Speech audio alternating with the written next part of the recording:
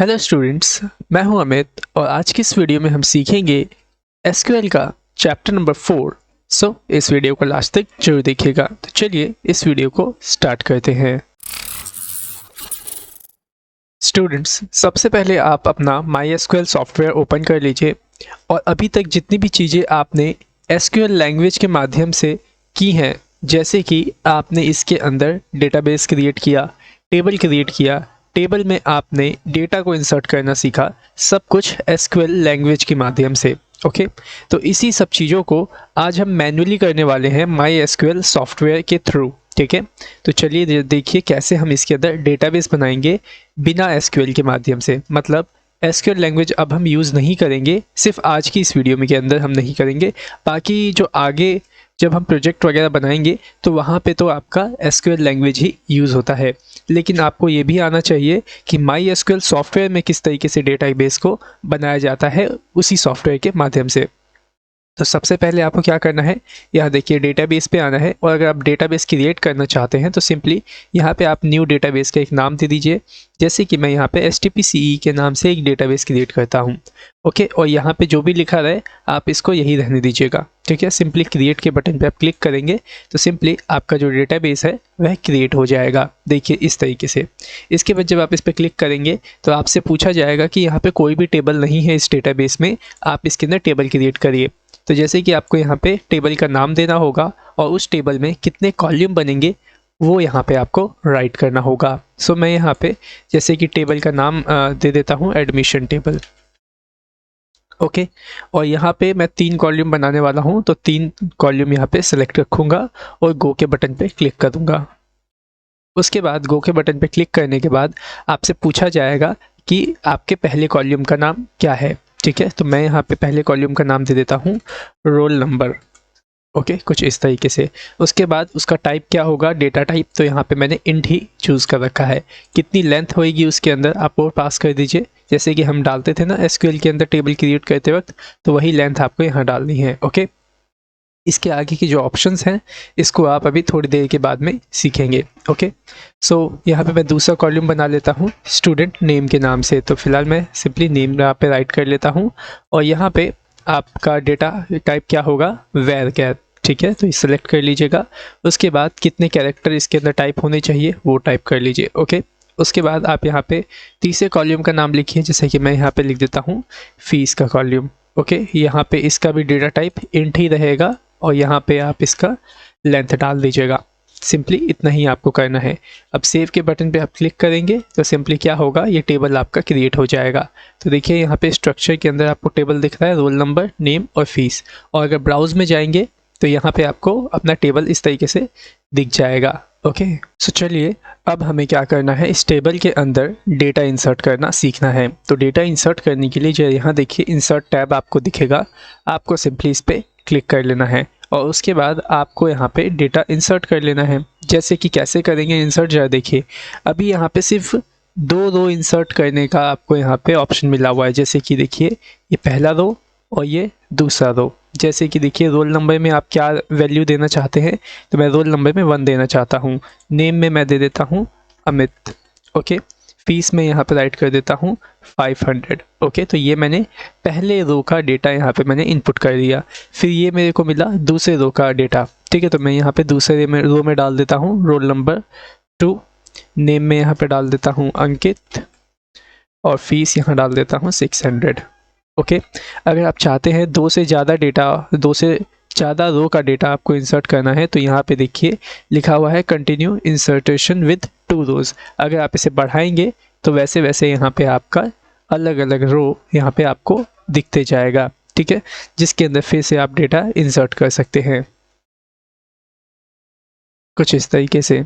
Okay, सो उम्मीद करता हूँ समझ में आ गया होगा कि कैसे आप मैनुअली टेबल में डेटा इंसर्ट करेंगे। ओके, सिंपली अगर आपने इतना कर दिया तो सिंपली अब यहाँ पे गो वाला बटन देख रहे हैं, इस पर क्लिक कर दीजिए और ये देखिए जितना भी सब चीज़ था आपका 3 रो इंसर्ट हो चुका है। जैसे कि आपको याद होगा हमने एसक्यूएल क्वेरी के अंदर किया था, देखिए वैसे ही यहाँ पे भी क्वेरी चली और आपका जो डेटा वो टेबल में इंसर्ट हो गया। जो देखिए क्वेरी कैसे चली है, इंसर्ट इनटू एडमिशन टेबल। यहाँ पे पहले क्या लिखा गया है, आपके कॉलम्स के नेम, फिर उसके बाद वैल्यू लिखी गई है। कि फर्स्ट रो में ये आएगा, फिर कॉमा दे के सेकेंड रो में ये और थर्ड रो में ये।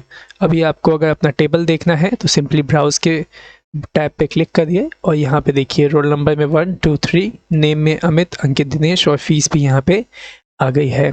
ओके, सो उम्मीद करता हूँ कि ये सारी चीज़ें आपको समझ में आ गई होगी कि कैसे डेटाबेस बनाना है, कैसे आपको टेबल बनाना है और कैसे आप टेबल के अंदर डेटा इंसर्ट कर सकते हैं। अब ज़रा यह सीखिए कि जो आपने टेबल बनाया है, अगर आप इस टेबल में कोई कॉलम को बीच में ऐड करना चाहते हैं या फिर यहाँ पे ऐड करना चाहते हैं तो वो कैसे करेंगे।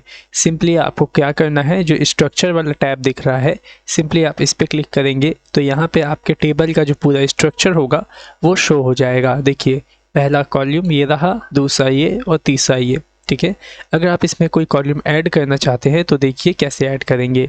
सिंपली यहाँ पे देखिए ऐड का एक ऑप्शन दिखेगा आपको यहाँ पे, और यहाँ पे आपसे पूछा जाएगा कि आप कितने कॉलम्स और ऐड करना चाहते हैं, तो आप इसे अपने हिसाब से बढ़ा और घटा सकते हैं। जैसे कि मेरे को एक कॉलम ऐड करना है, ओके, और मैं चाहता हूँ जो एक कॉलम ऐड हो ये नेम के बाद हो और फीस से पहले, यहाँ बीच में। तो आप क्या करिए कि जो आपका कॉलम इंसर्ट होगा वो किसके बाद होगा उसे आप यहाँ पे सेलेक्ट कर लीजिए। तो मैं नेम के बाद चाहता हूँ, तो यहाँ पे देखिए आ गया आफ्टर नेम, इसको सेलेक्ट कर लेंगे तो क्या होगा, ठीक नेम के बाद ही आपका एक कॉलम इंसर्ट होगा जो आप बनाना चाहते हैं। ओके, सिंपली गो के बटन पर आप क्लिक करिए तो यहाँ पे देखिए आपको एक कॉलम बनाने का ऑप्शन मिल जाएगा। सिंपली मैं यहाँ पे सब्जेक्ट का एक कॉलम बना देता हूँ। ओके, यहाँ पे लिख दिया सब्जेक्ट, इसका डेटा टाइप क्या होगा, varchar, और इसकी लेंथ आप डाल दीजिए 50।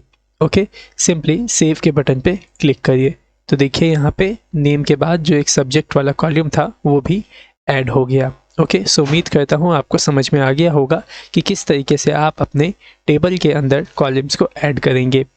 इसके बाद ज़रा ये सीखिए कि अगर बाय द वे आपने कोई चीज़ गलत लिख दी हो, जैसे कि आपने यहाँ पे देखिए रोल नंबर का आज यहाँ पे छोटा है, हमें वो कैपिटल करना है, या फिर किसी और नाम रखना है हमें यहाँ पे कॉलम का, तो आप इसे यहाँ से चेंज कर सकते हैं। देखिए चेंज का ऑप्शन दिख रहा है, सिंपली इस पर क्लिक करिए, ये इस तरीके से ओपन हो जाएगा। फिर आप यहाँ पे इसका जो नाम है वह चेंज कर सकते हैं। जैसे मैं यहाँ से रोल नंबर हटा के यहाँ पे इसका नाम रख देता हूँ सीरियल नंबर,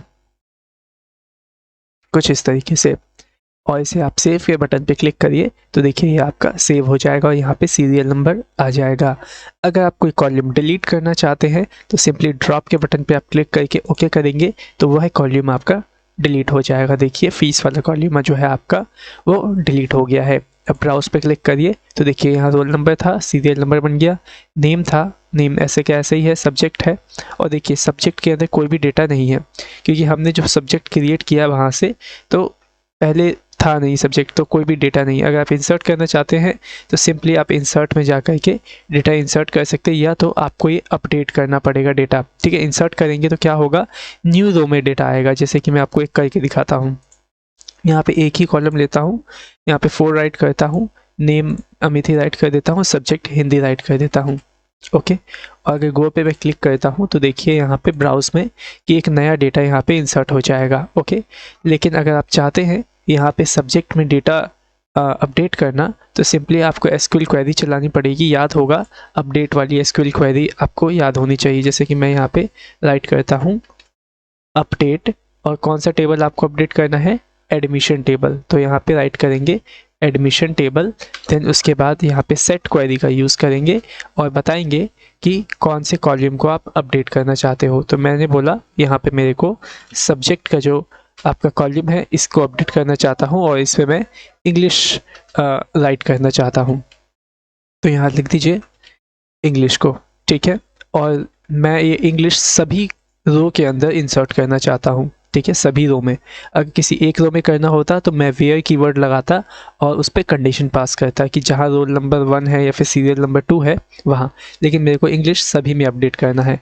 तो सिंपली इंग्लिश मैंने राइट किया और गो पे क्लिक करता हूँ तो देखिए यहाँ पे ब्राउज पे जाइए और देखिए सभी सब्जेक्ट के अंदर यहाँ पे इंग्लिश अपडेट हो गया।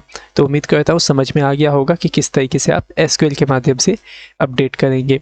ओके, सो स्टूडेंट्स, चलिए अब यहाँ पे आप एक चीज़ और सीखिए कि आप अपने डेटाबेस का बैकअप कैसे ले सकते हैं।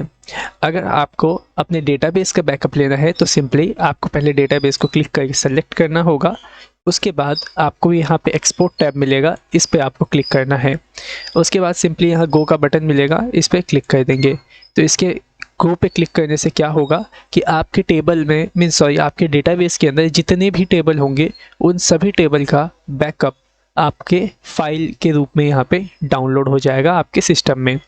और अगर आप यहाँ पे अपने डेटाबेस में से सभी टेबल को डिलीट भी कर देंगे तो भी क्या होगा कि आप अपने इस फाइल से इन सभी टेबल को वापस से रीस्टोर भी कर पाएंगे। अब ये कैसे होगा जरा उसको देखिए। तो सबसे पहले मैं यहाँ पे क्या करता हूँ, अपने डेटाबेस में इस एडमिशन वाले टेबल को डिलीट कर देता हूँ।